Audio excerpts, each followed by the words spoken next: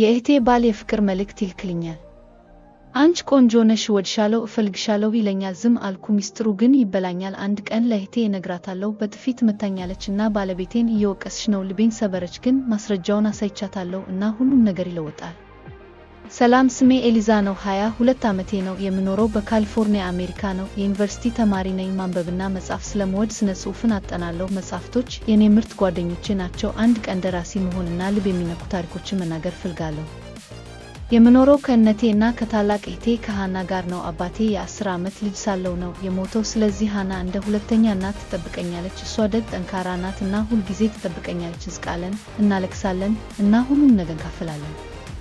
ከማንም በላይ አምናታለሁ። የኔ ጀግና ነች ታስብልኛለች። ገንዘብ ስፈልግ ረድታኛለች። እንዴት ጠንካራ መሆን እንዳለብኝ አስተምራኛለች እና ሳለቅስም ታቅፈኛለች። ሰዎች በጣም ቆንጆ ነሽ ይላሉ። ረጅም ቡናማ ፀጉር አለኝ።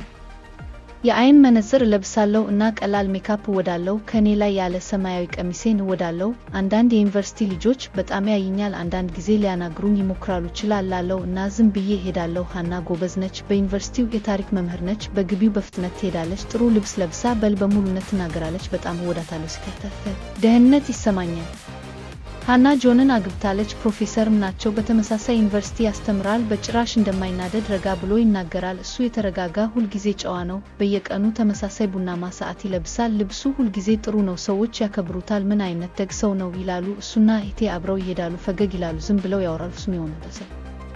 እህቴ በጣም ታምነዋለች። የፍቅር ጋብቻ ነበራቸው። እሷ በጣም ትወደው ነበር። ከውስጥ ግን የሆነ ነገር ስህተት ሆኖ ይሰማዋል። አንዳንድ ጊዜ እንዴት እንደሚመለከተኝ አይቻለው። ምቾት አይሰጠኝም። የተለመደ አይደለም። ትክክል አይደለም። ችላ ለማለት እሞክራለሁ። እኔ ለራሴ ምንም እንዳልሆነ እናገራለሁ።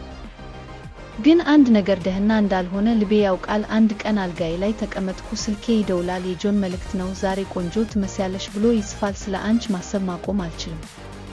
ደነገጥኩኝ። ለምን እንዲህ ይላል?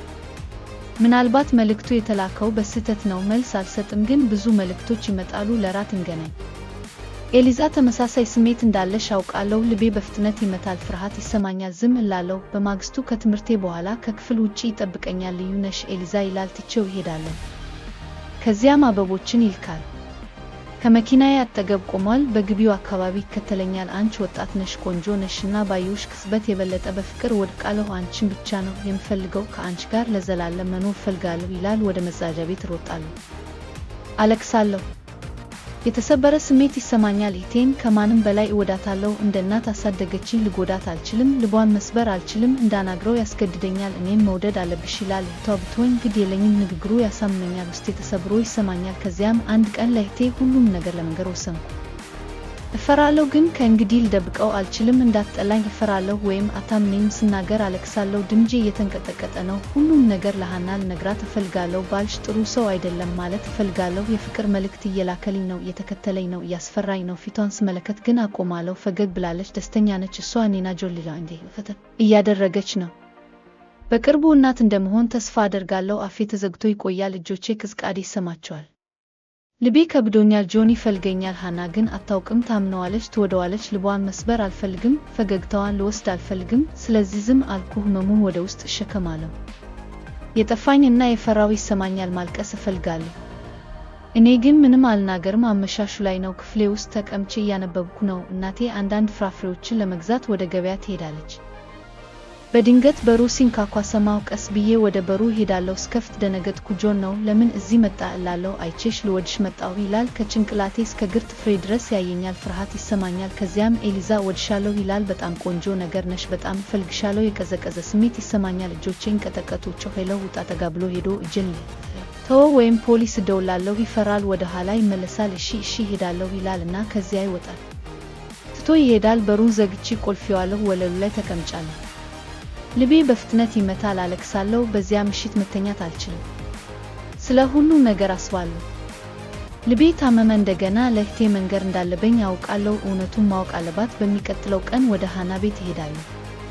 ተቀምጬ ሃና፣ አንድ ነገር ልነግርሽ እፈልጋለሁ አልኳት። እባካችሁ አድምጪኝ። ጆን ትናንት ማታ ወደ ቤታችን መጣ። እናት በገበያ ላይ ነበረች። እንደሚወደኝ ተናገረ። ሊነካኝ ሞከረ። ትመለከተኛለች። ፊቷ ይለወጣል። አይኖቿ ቀይ ይሆናሉ። አቁሚ ትላለች። ቀናተኛ ነሽ። ትዳሬን ማፍረስ ትፈልጋለች። ለረጅም ጊዜ ምንም አልተናገርኩም። ዝም አልኩ። አሁን ግን እውነቱ መንገር አለብኝ። አለቀስኩ። ባካችሁ እመኑኝ ይላለሁ። ምንም ስህተት አልሰራሁም። ይህን አደረገ። በጥፊት መታኛለች። አይኖቿ በጥላቻ ተሞልተዋል። ከዚያም የበለጠ የሚሰብረኝ ነገር ትናገራለች። ለእኔ ሞተሻል ለመናገር እሞክራለሁ፣ ነገር ግን ምንም ቃላት አይወጡም። ከንፈሮቼን ቀጠቀጣሉ። ልቤ ተሰበሮ ትዞራለች። በሩን ትከፍታለች። ከቤቴ ውጭ ትላለች። በጭራሽ አትመለስም። እያለቀስኩ በሩ ላይ ቆሜያለሁ። በለስላሳ ድምፅ እላለሁ፣ ሃና እባክሽ። እሷ ግን ሄዳለች። ስልኬ ይደውላል። እናቴ ነች። የተናደደች ትመስላለች። ኤሊዛ ምን አደረግሽ?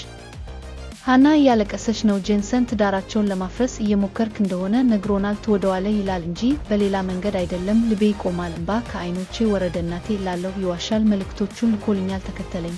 ስለፈራሁ ምንም አልተናገርኩም። እናቴ ግን አትሰማም። ስልኩን ዘጋችው። አሁን ብቻዬን ነኝ። ማንም አያምነኝም። እናቴ አይደለችም እቴ ናት። እኔ አልበላም፣ አላወራም፣ ወደ ክፍል አልሄድም።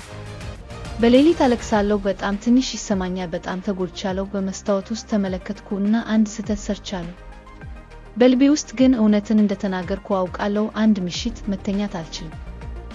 ተነሳው። እምባዬን አብሳለሁ። አይዝም አልልም እላለሁ። ማስረጃ አለኝ፣ እውነት አለኝ። ወደ አታሚው እሄዳለሁ።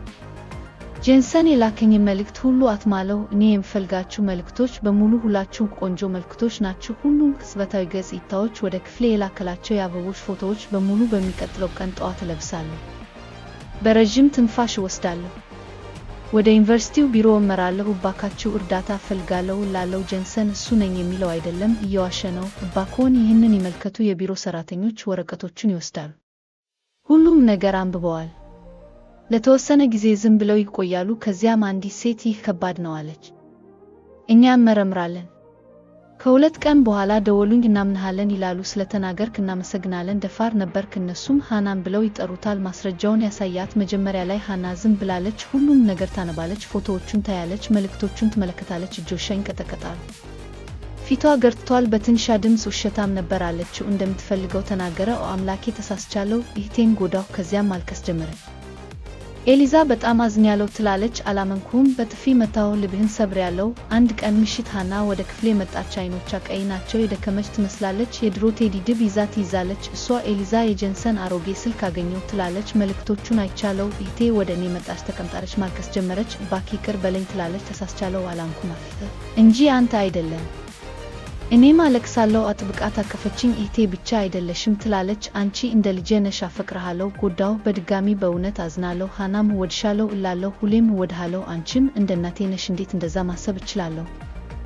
አንተ ተንከባከበኝ፣ አሳድገኝ።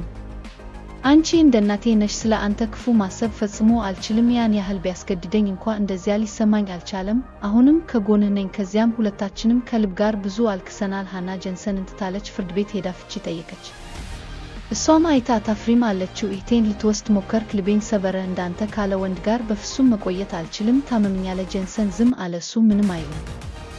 ፊቱ በፍርሃት የተሞላ ነው። የሃና አይኖች በእንባ ተሞሉ። እሷ ግን ዘወር ብላ ሄደች። ወደ ኋላ አትመለከትም። ቀናት ያልፋሉ። ከዚያ ሳምንታት። ሃና ዝም ብላለች። ሻይ ይዛ መስኮቱ አጠገብ ተቀምጣለች። አንዳንዴ ታነባለች፣ አንዳንድ ጊዜ ወደ ውጭ ትመለከታለች። አጠገቧ ተቀምጫለሁ። ብዙ አናወራም፣ ግን እኔ ቀርባለሁ። ቀስ እያለ ፈገግታዋ መመለስ ጀምራና ከዚያ ሃና ከአንድ ሰው ጋር ተገናኘች። ደግ የትምህርት ቤት መምህር ነው። በእርጋታ ይናገራል። ስትናገር ያዳምጣል። ትናንሽ ስጦታዎችን ያመጣል። በሙሉ ልቡ ፈገግ ይላል። በየቀኑ የበለጠ ይናገራሉ፣ ይስቃሉ፣ ታሪካቸውን ያካፍላሉ እና ቀስ በቀስ በፍቅር ይወድቃሉ። ከጥቂት ወራት በኋላ ሃና አገባት። በዚህ ጊዜ የተለየ ነው። በዚህ ጊዜ እውነተኛ ደህንነት ይሰማዋል። ያከብራታል። ቤተሰባችንን ያከብራል። ለእናትየው አበባዎችን ያመጣል። በትምህርቴ ይረዳኛል። በጣም ጥሩ። ነገር ግን ሃናን እንደገና ፈገጋል። አሁን ሃና በእውነት ደስተኛ ነች። እኔም ደስተኛ ነኝ። በኩሽና ውስጥ እንስቃለን፣ አብረን እናበስባለን፣ የድሮ ዘፈኖችን እንጨፍራለን። ከዋክብት ስር ተቀምጠን ስለ ሁሉም ነገርና ስለ ምንም ነገር እነጋገራለን። ሕይወት እንደገና ለስላሳ ነው። አሁን አብረን ጠንካራ ነን። በሰላም ነው የምንኖረው። እርስ በርሳችን እንዋደዳለን። እናም ማንም እንደገና እንዲሰብረን አንፈቅድም። አንዳንድ ጊዜ በጣም የምንወደው ሰው በጣም ሊጎዳን ይችላል። ህመሙ በጣም ጥልቅ ነው። ልባችን የተሰበረ ይመስላል። ግን አስታውሱ፣ እውነት ሁል ጊዜ ይወጣል። ደካማ አይደለም፣ ብቻህን አይደለም። ዝም አትበል፣ ተናገር፣ ታሪክን ተናገር። መጀመሪያ ላይ ማንም ባያምንህም እውነቱን ተናገር። አንድ ቀን እውነቱ ግልጽ ይሆናልና ሲሆን ነፃነት ይሰማውታል። አሁን ሃና ደስተኛ ነች። እንደገና ፈገግ ብላለች። በደንብ ትተኛለች። በልበ ሙሉነት ትጓዛለች። ከእንግዲህ አትፈራም። እኔም ደስተኛ ነኝ። አንድ ላይ ተቀምጠን ሻይ ጠጥተን እንሳቃለን እና ተቃቅፈናል። ስለ ሕይወት፣ ፍቅር እና ህልም እነጋገራለን። እኛ ትንሽ ቤተሰብ ነን። እኛ ግን ጠንካራ ነን፣ ጎበዝ ነን። እኛ ፍቅር ነን እና ይህን ታሪክ እየሰማህ ከሆነ አንተም ጠንካራ መሆን እንደምትችል አስታውስ። በአንተ ላይ የደረሰው አንተ አይደለህም፣ እርሱ የበለጠ ነው። አንተ ብርሃን ነህ፣ አንተ ተስፋ ነህ እና አንድ ቀን እንደገና ፈገግ ይላሉ። ይህ ታሪክ ልብህን ከነካ ባኮትን ይህን ቪዲዮ ውደዱ። ድፍረት ለሚፈልግ ሰው ያካፍሉ። ኤሊዛ ብትሆን ምን ታደርጋለህ? ከስር አስተያየት ስጥ እና ለተጨማሪ እውነተኛ ታሪኮች መመዝገብዎን አይርሱ። ጎበዝ ሁን፣ እውነት ሁን፣ በጭራሽ ዝም አትበል። ስላዳመጣችሁኝ አመሰግናለሁ።